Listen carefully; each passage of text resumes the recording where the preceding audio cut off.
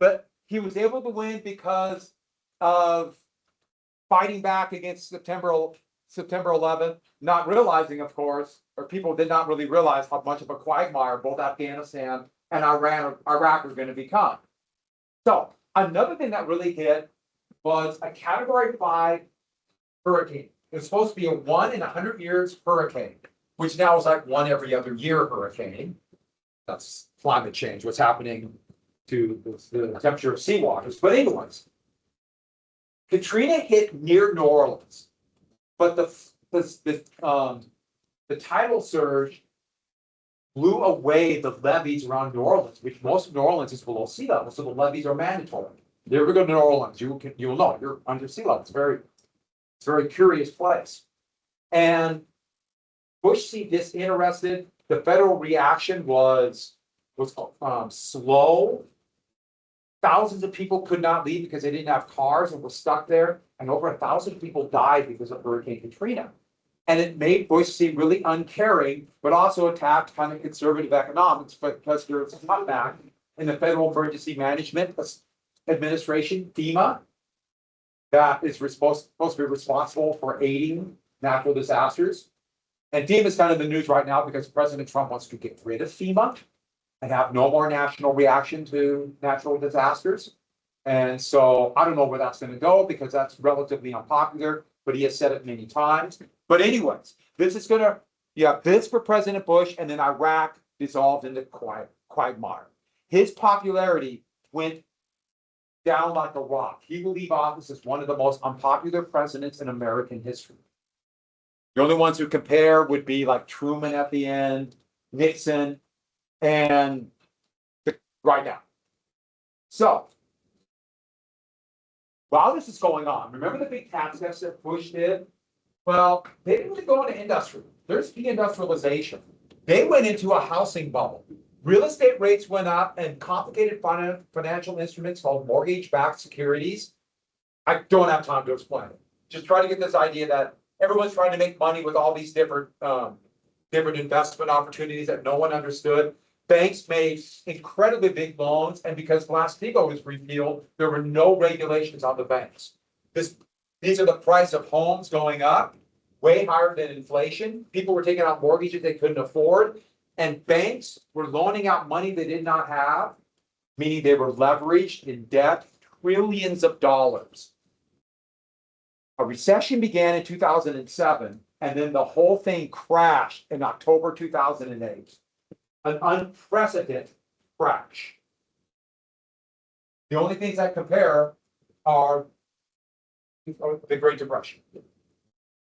There were bigger single day, but not over a period of time. Now, they called it the Great Recession because they didn't want to call it what it actually was, a depression. I think you can understand why. And this happened right at the end of Bush's term. So this tanked. And Republicans are going to be blamed because Bush was a Republican.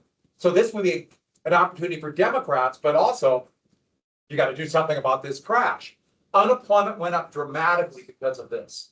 Now, I should add, when Obama took power and they passed a stimulus, it went down pretty dramatically. It kept going down through the last 4 years of Obama's term and Trump's first term until COVID. But what really hit people, and this was a desperation, a quiet desperation. Millions of Americans lost their homes. The number of foreclosures, like 96 was a really bad housing bubble. Look at foreclosures. They made the chart to show you how high it went. Millions lost their homes. Places like Florida, Atlanta, Phoenix, Las Vegas, just disasters because of this. And the recession lasted longer than previous ones. Slow pain.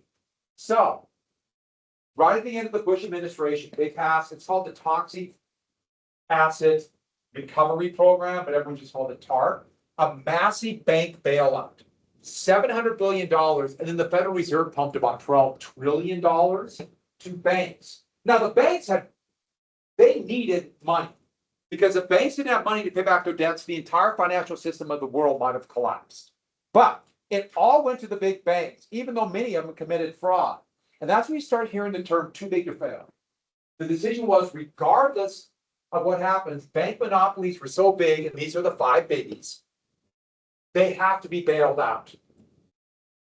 And money was also supposed to go to people who had lost their homes, but there was no help for foreclosures.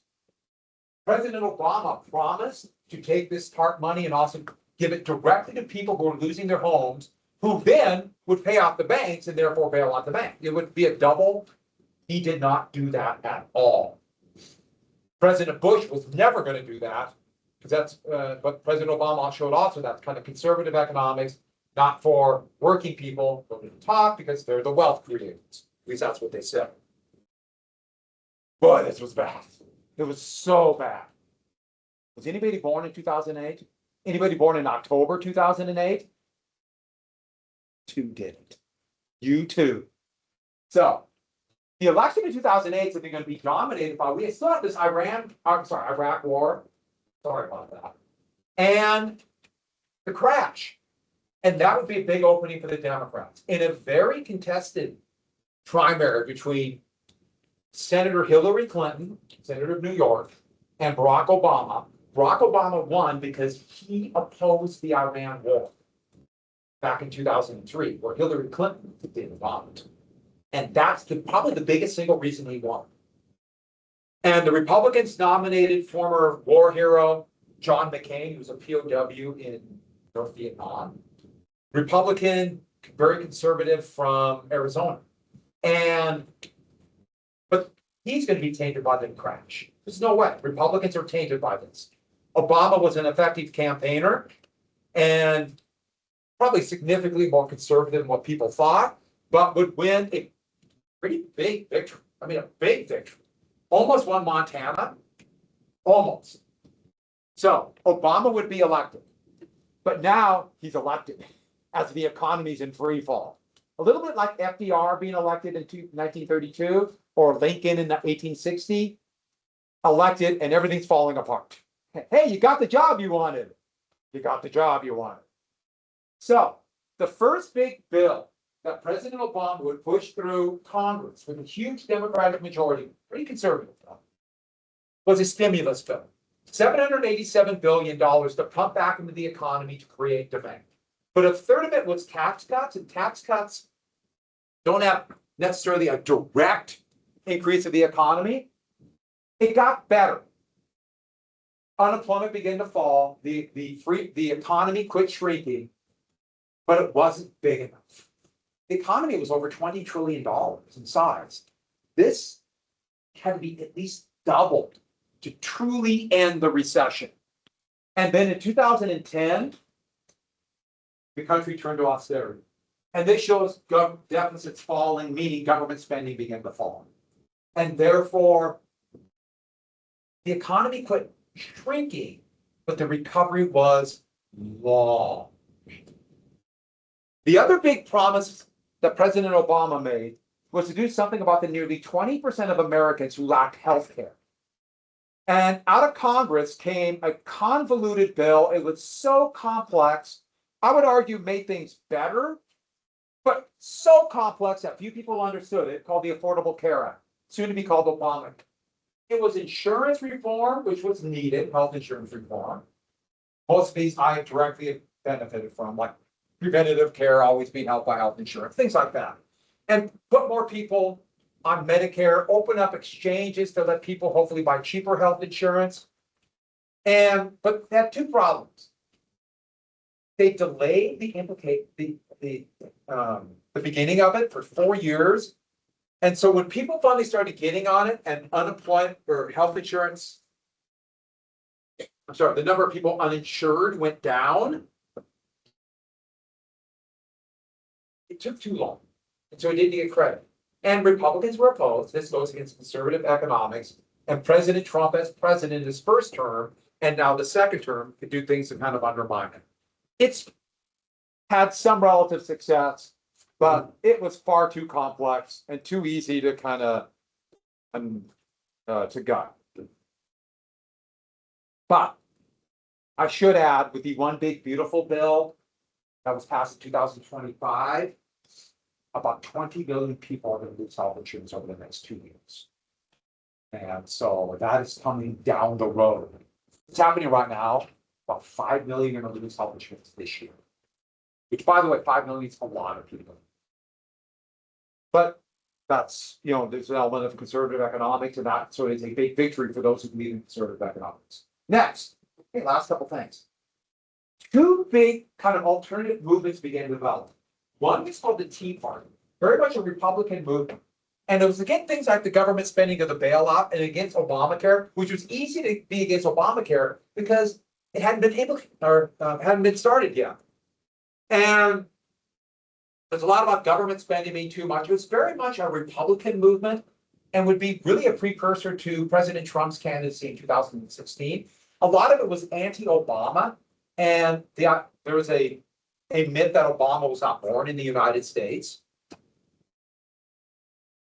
That there's a big racial element. Also, some really comical signs. Medicare is government-funded health insurance for the elderly.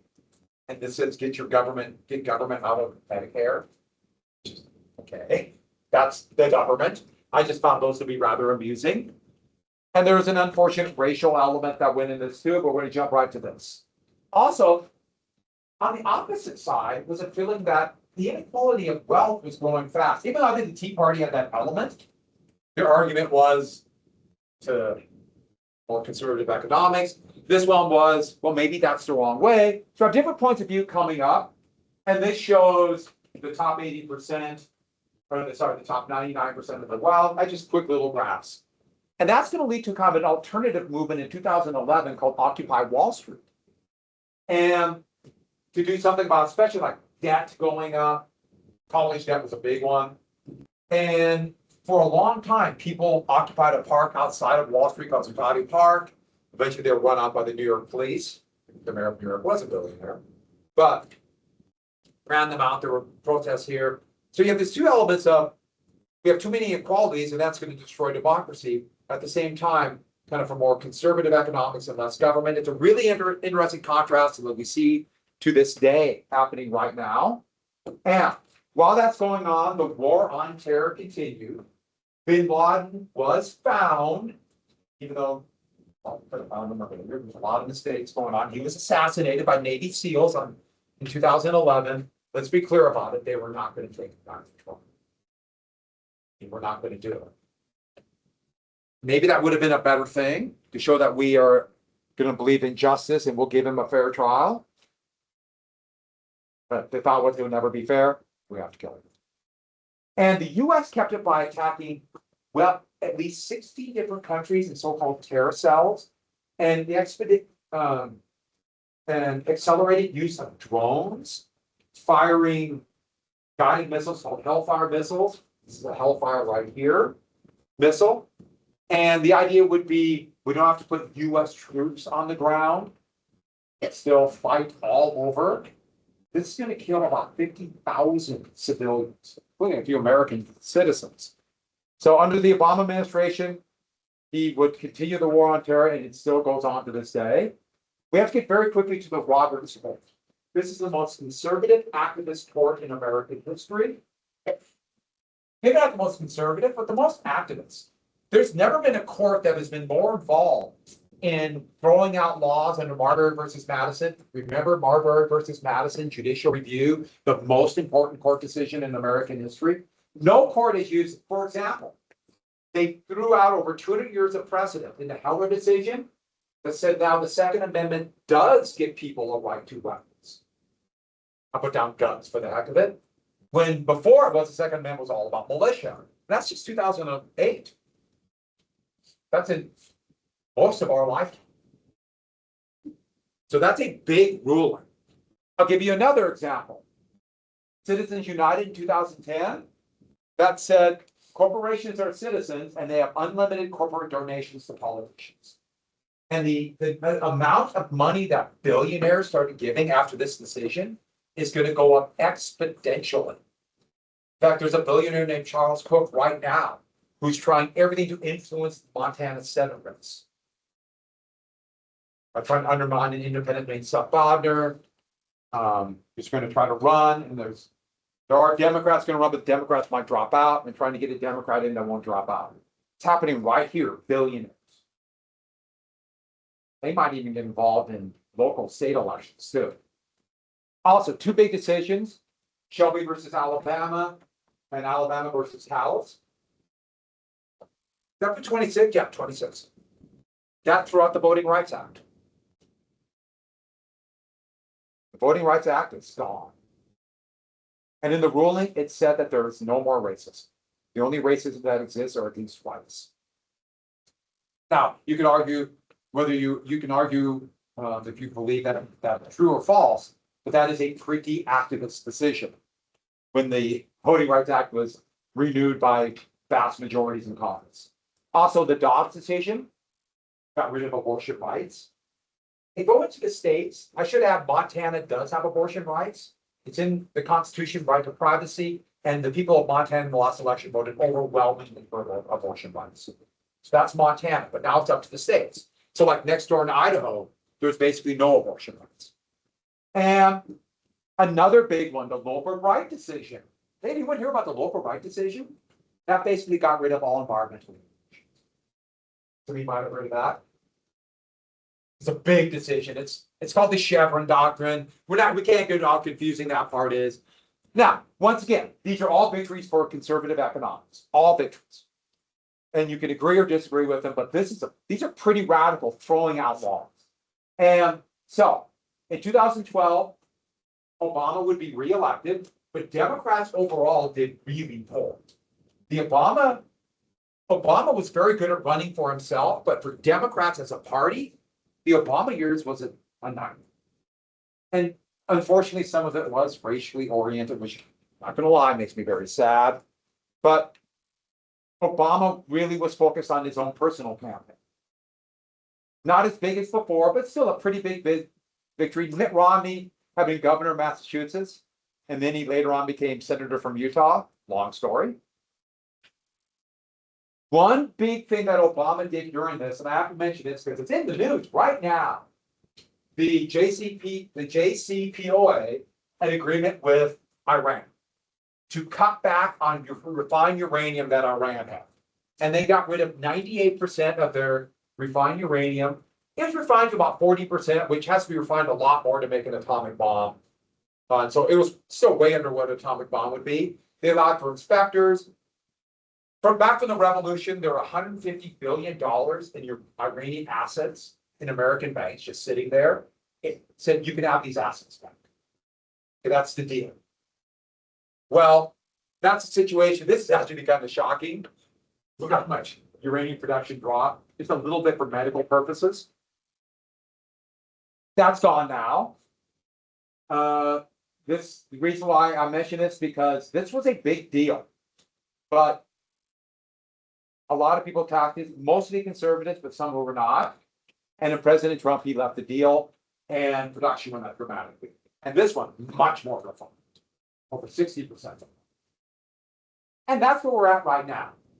Because I showed this on purpose. Here is President Trump announcing the attack on Iran. And we're still in the middle of this. And I can't imagine we'll get a deal even close to as good as the deal in 2015. But we'll see. We're in the middle of it. So it's hard to talk about, but I want to get where we're at. We only got a few more things. Yes, these are just the highlights. Hey, this is hard. You guys were alive and have your own point of view. I really have my point of view. And I try not to, but my biases are going to come through. I'm sorry, that's the way it is. And so this is hard for me to be objective, so I give you certain points. I'm going to stop in 2020. Just going to stop them. So, the election of 2016. In a very contested Democratic primary, Hillary Clinton, who was she became Secretary of State for Obama, got the nomination, and she won over somebody who was completely unknown until this election, except for a few people from Vermont and a few people who really follow politics, a guy named Bernie Sanders, who really pushed this idea that we have to do something about the income inequality. And the closest I would say Bernie Sanders would be to a former politician would be like FDR.